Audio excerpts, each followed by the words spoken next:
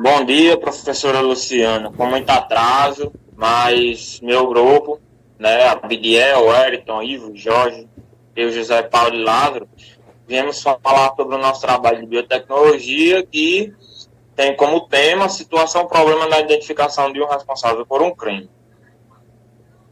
Nossa introdução, como as demais, né, as biotecnologias, de forma geral, compreendem a manipulação de micro-organismos, planetas e animais, a fim de obtenção de processos e produtos de interesse da sociedade. As biotecnologias não são novas, mas usam novas ferramentas tecnológicas, com base no conhecimento científico.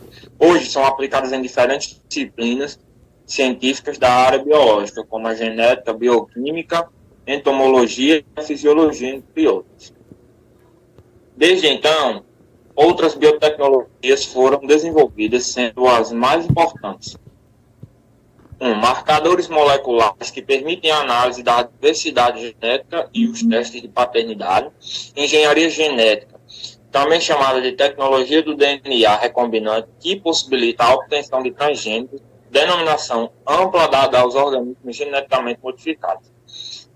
Sequenciamento de DNA, que permite o conhecimento do genoma dos organismos e sua explicação no melhoramento genético. Clonagem de animais e células-tronco. A biotecnologia é aplicada em diversos ramos que vão desde a produção agrícola até a tecnologia de informação. Por causa disso, foi necessário separá-las a partir de suas funcionalidades e classificá-las por cores. A organização fica assim. Biotecnologia, relacionada à agricultura e principalmente produção de sementes e plantas geneticamente modificadas.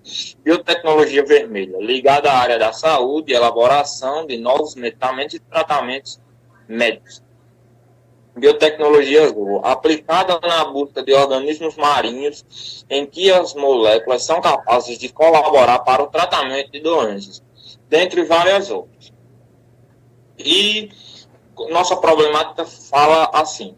Dona Josefa era moradora do bairro Alto do Triângulo, na cidade de Angicos RN. Dia 12/10, às 13 horas, vizinhos relataram um odor e chamaram a polícia. Quando os oficiais chegaram ao local, a mesma foi encontrada morta com manchas de sangue em sua região abdominal. As autoridades identificaram logo que os ferimentos teriam sido feitos por faca.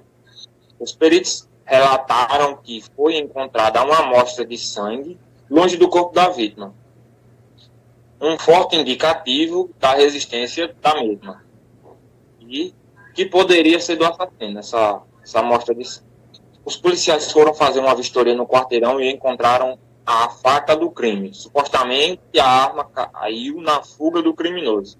Ambas amostras foram levadas a um laboratório. Agora, Eriton vai falar um pouco mais sobre a metodologia. Bom, pessoal, pegando esse gancho aí da fala de Zé Paulo sobre a situação, é possível claramente identificar duas amostras que podemos fazer para descobrir o suspeito ou o criminoso desse ato que foi feito. Então, uma dessa forma de identificar seria pelo o sangue deixado pela vítima na cena do crime, e a segunda seria o objeto que ele perfurou a vítima, que nesse caso foi a faca. Nesse primeiro caso da gente que fazia a extração da amostra do sangue, a gente usaríamos uma técnica chamada eletroforese, e é muito usada hoje em dia pelos policiais, criminalistas, né? E faz essa parte. Então, essa técnica chamada eletroforese é mais ou menos assim. Eu vou tentar explicar aqui para vocês.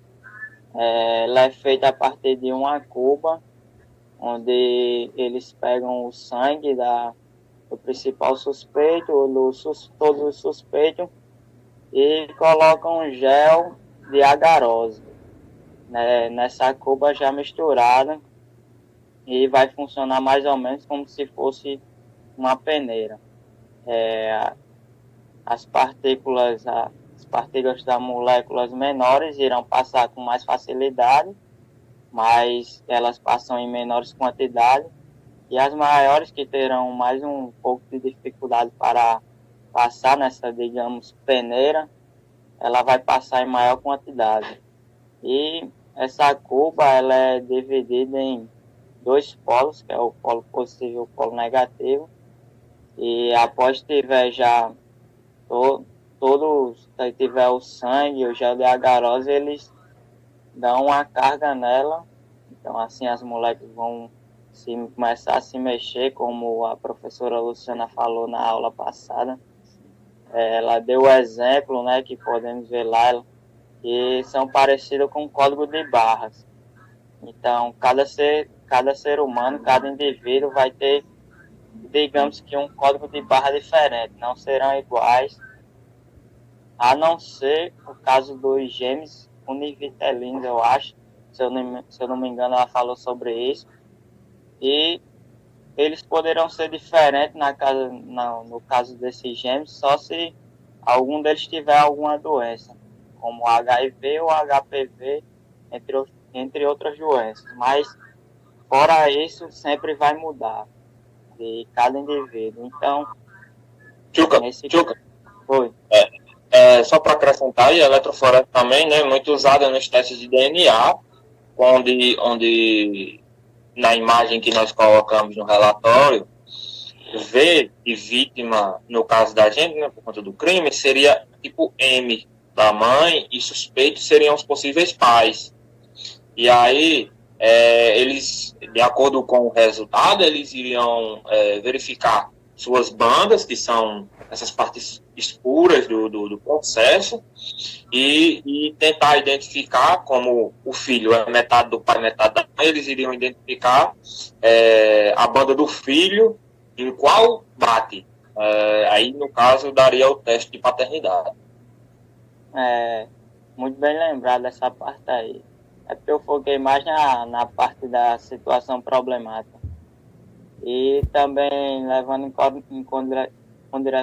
consideração que eles fazem mais ou menos uma matriz, né, sobre essa região do DNA, porque cada ser humano tem uma região do DNA diferente, mas pode ter a possibilidade de ter uma região igual.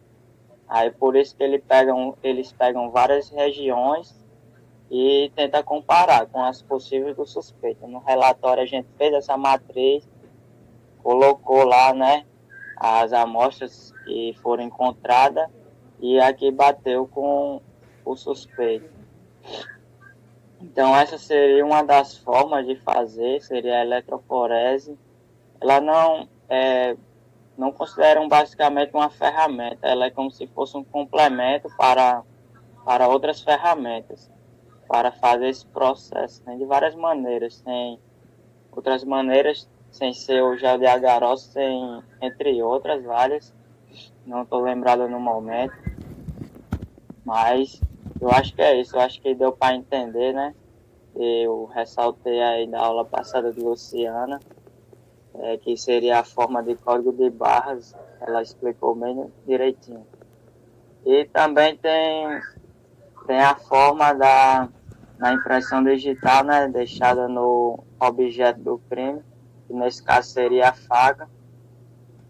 E tem um método muito usado, né, que é chamado de papiloscopia, que seria mais ou menos a impressão digital do ser humano. E a partir dessa faca eles iriam identificar as digitais deixadas nessa faca, e a partir disso eles colocam num banco de dados, onde fica salva as digitais ou impressões, não só da digital, como da palma da mão, né? Fala também na papiloscopia, e também do pé, né? Fala também do pé. Então seria outra forma de identificar, colocando no banco de dados, se a pessoa tiver registrado digital ou qualquer outra coisa lá no banco de dados, já daria quem seria o suspeito. Então, aí são duas formas diferentes de identificar quem seria o suspeito do crime e facilitando muito aí o trabalho dos policiais ou dos investigadores sobre possível crime, também é muito usado, entre outras várias técnicas usadas, né, também em crimes, também tem várias outras técnicas também usadas em estupro, né. Então é isso, eu não sei se Zé Paulo vai querer complementar com mais alguma coisa, se ele tem... Tá, segundo aqui, né? Ela está em praticamente todos os lugares, né? A biotecnologia passa todo meio hoje, aparentemente todo meio está usando um pouco dessa ferramenta, dessas ferramentas biotecnológicas, né? A agricultura usa, produção de bebidas, medicamentos e cosméticos. E Fora também que eu vi um vídeo que eles até fizeram uma clonagem de uma ovelha, para você ver que interessante. O pessoal faz uma clonagem de um animal para outro. Isso realmente é um avanço muito incrível, né? E realmente, para finalizar, é muito importante o descobrimento dessas ferramentas biotecnológicas para a vivência do mundo atual. Quer falar mais alguma coisa? Não, só queria complementar aí na conclusão, né? Dizer que é uma ferramenta aí que veio para ajudar muito os seres humanos, né? A cada ano que passa como a tecnologia vai evoluindo, a biotecnologia, consequentemente, vai evoluindo também. Assim facilitando o trabalho, né? De várias pessoas a identificar aí várias coisas, na parte alimentícia, como criminalista, na parte de paternidade, e tantas outras coisas aí que a gente não citou, mas sabemos que existe, né? Em diversos assuntos. Obrigado, professora. Tenha um bom dia. Mais uma vez aí, obrigado e desculpa pelo atraso dessa atividade. Espero que a senhora aceite aí. E vamos que vamos aí.